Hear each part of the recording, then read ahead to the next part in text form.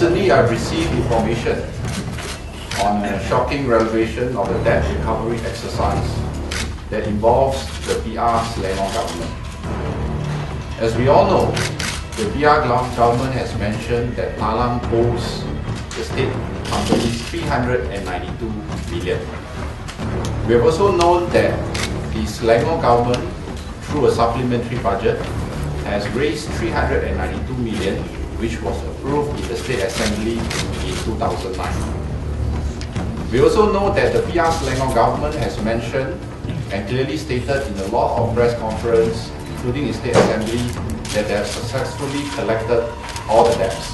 However, if you look at the annual report of one of the Selangor state companies, which is a listed entity called Kumpulan Hartanah Selangor Berhad KHSB, it clearly indicates in its annual report in 2011 and also in its latest quarterly report of 31st March 2012 that 150 million is still outstanding, that there is a debt still.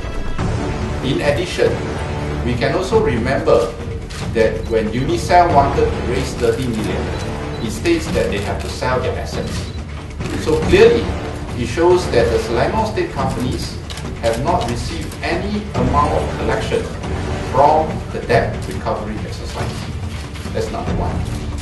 Number two, we also like to highlight that in the whole debt recovery exercise, it is not 392 million. The total purchase of assets from Selangor state government from TALAM is 676 million. And this is stated clearly in the TALAM 2010 annual report.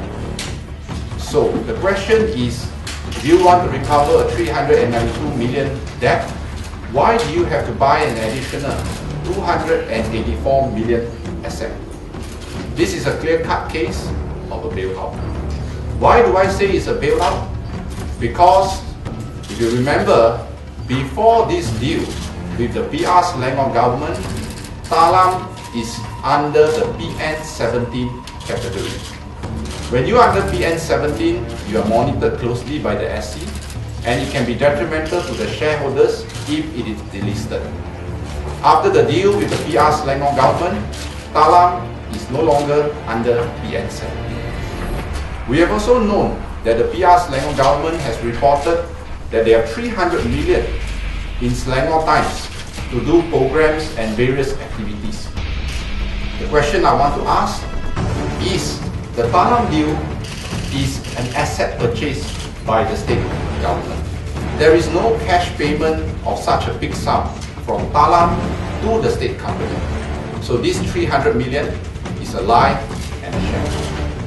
In addition, I'm made to understand that all the assets or majority of the assets that were purchased from TALAM, until today, there is no transaction with external parties or there is no major development. Any transaction is internal in nature between state government and only state companies. So we have been taken for a ride. Number one, the Selangor state companies have not received any of their debt collection of 392 million. And the Selangor government has purchased 676 million worth of assets from TALAM. So in this deal, who walked away with the most cash? TALAM. TALAM walked away with approximately 266 million cash. The exact figure I still need time to work out. We also know that in 2010, in July, it is clearly stated that the MB or the PR Selangor government has promised to table a white paper in July 2010, stating that they will table the white paper by year end in 2010. Now, it's already July 2012. Where is the white paper? Why is there no white paper? Is this a cover-up or what are they hiding?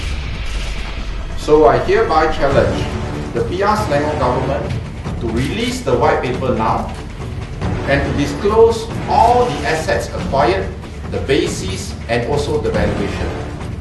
So the PR Selangor government must explain in terms of the acquisition of the 676 million of assets? And how did they use the 392 million grant or allocation that was received from the State Assembly, totaling a 1 billion questionable use?